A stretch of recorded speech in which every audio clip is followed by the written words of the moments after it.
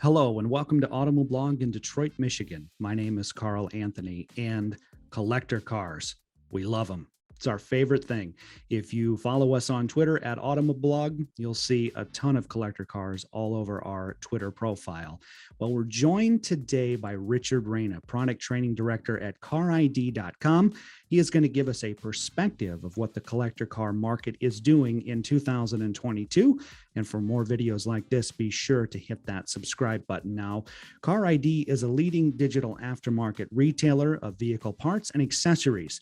Now, Richard has spent most of his career in the automotive industry. He's also a frequent contributor to Automoblog, and he is our resident expert on the classic and collector car market, as well as EV trucks. And Richard joined us recently for a discussion about electrified trucks. We talked about the Ford Lightning, talked about the Tesla Cybertruck. We'll leave a link to that video below as well. Now, when it comes to collector cars, Richard is no stranger. He's owned dozens over the years and currently owns a 1967 Alfa Romeo and 1993 Mazda Miata. Here to talk about the collector car market and what's going on in 2022, Richard Reyna. Richard, welcome back to the channel. It's such a pleasure to be back with you again. Thank you. So, Richard, I can remember a couple years ago, you wrote an article for us talking about how the scope of the collector car market had changed, how shows had gone to, well, first from being canceled and then going to virtual and hybrid. Now things are back in person. But with all of the virtual shows, with all the changes and with COVID the last couple of years, how has the entire collector car market, how has it changed? What is different now in 2022? Well, I'll start by, let me give you a statement that I want to open with and that actually I'm going to close with. And that is that the hobby is very, very strong right now, in some ways stronger than ever. I think all of us were taken by surprise by COVID and how it did shut down so many different aspects of the hobby. We were equally surprised at how certain aspects of it came back. The big shows, Carl, the traditional large shows like Pebble Beach out in California and the Amelia Show in Florida and some local shows up by me, such as Hershey in Pennsylvania and the Greenwich Show in Connecticut. These live shows, of course, were just canceled outright because of COVID. But a big part of the hobby has always been auctions. And traditionally, live auctions were very exciting things to attend, where you would have to register to bid if you wanted to buy a car, and there would be hundreds, if not thousands of other people. You'd watch these cars parade across an auction block. Even if you weren't a bidder, an auction could be a very exciting place to go. Hey, it's always fun to watch other people spend their money, right, instead of yours. And COVID brought much of that to a stop. The auction houses had to scramble, and they started looking at online sales. And we were a bit surprised by that, but we were watching it. But sure enough, that started to take off and get a life of its own. And it really enabled people to continue to participate in the hobby. So it never really completely went away because of that. Right. Richard, let me get your perspective on this. So in 2019, this is of course all before COVID, year before COVID, there's a car show here in the Detroit area that I really like, and it's put on by the Allen Park Downtown Development Authority. So downriver south of Detroit, the Allen Park Downtown Development Authority car show, and they block off Main Street, and it's wonderful. What I like about it, aside from seeing all the Detroit muscle cars and all the iron out there, is that social aspect, Richard, where you go, Danielle and I go, we talk to the people who own the vehicles. We talked to a guy who was the original owner of this El Camino that had, just a ridiculously low amount of miles, right? And he still had the window sticker and the bill of sale. That social aspect. So let's talk about that from your perspective, Richard. Why is the social aspect, why is that important to all of us car enthusiasts? Let me tell you a story. Please. When I had a Mustang, I had a 68 Mustang, which I owned for about 9 years, which I loved. And I only sold because I needed to make room for the Alfa, which I own now. I went to a Mustang show. It was a multi-day Mustang show. And quite bluntly, as much as I like Mustangs, after the first day, there was there wasn't anything more for me to look at. I had really walked the show and had seen the cars I wanted to see. This had to have been 10 or 12 years ago. And what I did, because I had tired of looking at the cars, was I started to engage more with people. And the people at this particular show had come really from all different parts of the country. And I started asking people about the backstories about their cars. Simple stuff. I wasn't trying to interview them for any purpose, but I would ask them questions like, how long have you owned the car? Why did you buy this car? Do you know who owned the car before you? Right. And the stories started to come out. And a light bulb went off. And I really realized at that moment that this hobby is as much about the people as it is about the cars. Just about every car has a story behind it. Another aspect that made that so true and so revealing, car people love to talk about their cars. Don't we though? Yeah. You ask somebody, hey, that's a neat El Camino. Tell me about how long did you own it, or how long did it take you to restore that? Yep. And next thing you know, you've got somebody going off on you for 10 or 15 minutes. So when you look at that aspect of it, yes, we love the cars. We come for the cars, but we stay for the people. Right, right. Because you have this common sense of purpose.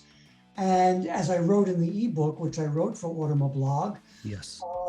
You really realize that everybody in their background, whether they consider themselves a car fanatic or not, an automobile at some point in their lives played an important role, whether it's the car that took them to school, or the car they went on their first date in, or their honeymoon car, or the family vacation car. There's a story there. So that camaraderie, we lost that with COVID. When you couldn't go to the cruise night, when you couldn't attend the Cars and Coffee, it hurt us for a while. Richard, with that in mind, what cars are hot right now? And when I say that, when I ask this question, I'm thinking of the usual players, those Shelby Mustangs, right? You think Eleanor from Gone in 60 Seconds, but not everybody has an Eleanor story. Like, I like Ford Rangers because that was my first truck. I have Ford Ranger stories, right? So when we say what vehicles are hot right now, that might be different for each individual person. So, what do you see in the market that's hot right now, either based on what's popular, based on, Gen Xers and millennials entering the hobby? What do you see are the most notable vehicles right now? I went, again, another story. So Yeah. I have this informal club that we call the Sunday Morning Breakfast Club. Mm-hmm. We did a little drive just this past Sunday, where a bunch of us get out our old cars and we just plot a route to a diner or a pancake house. And it's great. We have our coffee and we sit around and we talk about our favorite topic, which is collector cars. Yes. But we always pick each other's brains about, what do you see? What's up and coming? Many of us like to get in, it's like playing the stock market, buy low, sell high. Not that we do it primarily for the money. So here's what I'm seeing and what my friends are seeing also. First of all, pickup trucks, which you and I talked about not that long ago. We talked about EV trucks, but on the shoulders of EV trucks is the fact that it is the most popular body style, where I think I said at that time last year, I think something like 2.8 million pickup trucks were sold in the United States. So it's not a surprise, Carl, that pickup trucks, older trucks, have become popular to collect. What's ironic to me, and with all these segments, it's ironic, is that if you asked me 25 years ago, Richard, will pickup trucks ever become collectible? I would have said, what are you kidding me? Right. Never. Come on, people want Stingrays. They want, Ferraris. Who's going to collect an F-150? Right, right. Or wrong. Those people are collecting those. Look at these early SUVs. The current Bronco, Ford can't build enough of those, but first generation Broncos from the 60s and 70s, they're hitting six figures in the collector car market.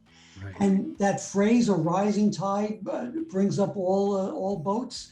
So now second generation Broncos from the 70s, 80s, and 90s, they're coming up in price. Another big segment are resto mods. Yeah. People who want an old car. They want an old Mustang from 1965, or they want an old Stingray from 67. They're willing to put the bucks into buying a car like that, putting a modern drivetrain in it, and all the comfort and convenience accessories they can jam into it. And the hobby calls that a resto mod. So it's restored, but modified to current standards, if you will. And the last segment I'll call out real fast are what are called the young timers. Cars of the 80s and 90s, which I'm old enough to remember going to new car launches and going to the New York Auto Show and watching them when they were brand new. Well, now you've got younger people who are starting to get some discretionary income, who are in their 30s and 40s. And of course, they're looking at the vehicles of their youth. You know, they had on their walls when they were teenagers, they had Mazda RX-7s, and they had Toyota Supras, on 300ZXs, and maybe Porsche 928s and 944s. And these are the cars that they're starting to collect. It was a couple of years ago, Richard. I remember at the top of the Hagerty bull market list was the Dodge Viper. And I remember thinking the same thing. I was obsessed in middle school with that red Dodge Viper, and it was everywhere. It was in magazines, it was on TV, in the commercials. And the RX-7, another one too. I had a neighbor that had a Mazda RX-7. I grew up in a small rural community in Iowa. So pretty much everybody had a Dodge Caravan or a Plymouth Voyager. And here was this Mazda guy with an RX-7. He also had a Nissan Maxima later on too, cars that you don't see very often in that part of the world. And then the return of the Toyota Supra.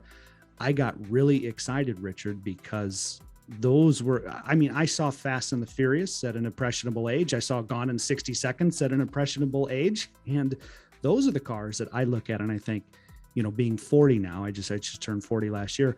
Those are the collector cars I'm after. You know what I mean? Yeah. So, I mean, as we talk about in the ebook, it's what you grew up with. It's where your memories are. Another quick story just from Sunday's breakfast. I sometimes my friends challenge me to come up with, all right, tell us what you think is up and coming that we're going to react rather negatively to. And I read this a couple of weeks ago, and my own initial reaction was, nah, this is not going to become collectible. And now that I've had a chance to think about it, let me challenge you and your audience to this idea. Potentially an up and coming collectible, the first generation Ford Explorer. I could believe that. I think nobody sees that coming. And again, 20 years ago, Carl, 25 years ago, if you said to me, station wagons will become collectible, we would have said no. And now one of my best friends who's a big GM fan, he longs for what's called a clamshell station wagon. First generation Broncos, which I mentioned a while back, nobody saw that coming. And I think nobody sees these first gen Broncos, but think about it. Think how many people who were, let's say 9, 10 years old in 1992. Sure. And the family truckster was a first gen Explorer. And they remember going on family vacations in that car. Maybe they went to the high school prom. Hey, Dad, can I borrow? I need a car for the date, you know, and the only choice is the Explorer, and he's going to take it.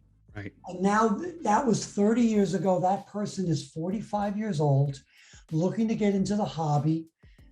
The trick is going to be to find one that's pristine, under 100,000 miles on it, that's not rotted away. But if you look, you'll find one. I'm going to predict that is a collector vehicle of the future. You know, Richard, I got to say, that's one I would be interested in owning, along with Chevy Tahoes from the late 90s and Dodge Durangos from the late 90s. Yes. And I was obsessed with Dodge when I was at that age because, you know, again, Dodge was everywhere. The new Dodge, I remember the commercials. I could see the Ford Explorer being a hot commodity. I absolutely could see that 100%. I started seeing Chrysler minivans at Hershey AACA shows a couple of years back, and boy, that scratched my head. First of all, you look at an 84 Plymouth Voyager or Dodge Caravan, and you can't get over how small that is compared to the behemoths that minivans became. But I've seen a couple of those that have been well preserved, and yeah, there's a market. There's definitely an interest in those cars as the former family vehicles that you grew up with when you were a kid. My brother Alex and I, also our creative director for Automoblog, we like looking at Bring a Trailer. We found some really neat stuff on there. In the past, Richard, you have said that that is an elephant in the room. Bring a Trailer, proving that people will buy collector cars sight unseen. So with all of these, Ford Explorers and, Toyota Supras and Retro Mods, let's talk about Bring a Trailer and let's get your perspective there. Absolutely. Let's make clear for your audience, first of all, I've got no vested interest in that website. We do follow it. We follow it from an enthusiast point of view. There's no denying the success of Bring a Trailer. What's interesting, going back to where we started during this conversation, Carl, you asked me about what was COVID's effect on the hobby in general. Mm-hmm. And I said, well, the in-person auction houses really took a hit, because they had to kind of shut down their business and they tried to crawl back with an online version of what they were doing live. Bring a Trailer was 3 steps ahead of them, because at the start of COVID, Bring a Trailer already had a strong online presence. And they've built up a lot of credibility, and their credibility in large part comes from their audience. So you've got live commentary with people, again, who have gained a lot of credibility, who will make comments about particular vehicles, and they help vet the car for you, if you're a bidder, to raise your comfort level should you be buying this car sight unseen. As I say in the ebook, which I know you mentioned earlier, and you'll probably mention again, yes. For a first-time buyer, I cannot recommend buying a car sight unseen. Yet I have friends who have done it, and actually it's been a successful transaction for them. And Bring a Trailer, when I call them the elephant in the room, that elephant's out of the room now. That elephant's standing in my front yard for everybody to see as they drive past my house. Because the success of this, they revealed their revenue numbers. Bring a Trailer was in #1 position revenue-wise. Mecum was a somewhat distant second revenue-wise. So again, Bring a Trailer, proving that version of selling cars online, mostly sight unseen, it really does work. You still need to exercise some due diligence, Carl, but I would say that depending upon the vehicle and depending upon what I read in the comments, I would consider buying a car sight unseen off Bring a Trailer's website. Richard, we'll leave a link below to your ebook, because I do remember you mentioning that when we published that book. Let's go back just a little farther. Something else I want to pick your brain on, pre-war cars. So in the glory days of Detroit, so when you had the old Cadillacs and the Packards, and you think cars of the Great Gatsby era, it seems to me that those cars are starting to be regarded as sort of fine art, much like you would look at a building from that era, much like you might look at clothing from that era. It seems like those cars are very much seen now as art. What's your perspective on those big pre-war cars? Since the start of the automobile hobby, and really I can trace the start of this hobby back to the 1930s, when AACA, the Antique Automobile Club of America, was founded. In the 1930s, a small group of men got together and decided that they wanted to preserve the cars that were, oh my gosh, 20, 25 years old. Oh, we've got to preserve these 1904, 1905 Cadillacs and Olds and Fords in the 1930s. Sure. It's been common thought since then that hobbyists collect the cars of their youth. And we've alluded to that several times in this conversation. I'm a baby boomer. I got my driver's license in the early 70s. When I was 17, I wanted nothing more than a Plymouth Superbird. I wanted to honk that horn and hear it go beep, beep. The Great Plymouth Sale. Go for a great deal on specially equipped Plymouths. Head for your Plymouth dealer. And then I quickly switched over to imports and really fell in love with German and Italian cars. And again, we've seen that trend continue. And I've alluded to that when I talked about the young timers cars. Well, I mention this because it's been commonly thought that the pre-war cars, the value of them was going to fall off a cliff. Why? Because the people who grew up with those cars, they're dead and gone. I mean, that's my parents' generation. Right. Those people, if they're alive, they're in their 80s or 90s. Mhm. So again, the common thought was, who's going to collect these cars? But you just made an excellent comment.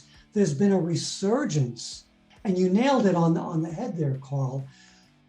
People are looking at vehicles from the 20s and 30s, much the way you would look at an oil painting or a piece of fine art, like a sculpture, or a piece of collectible furniture.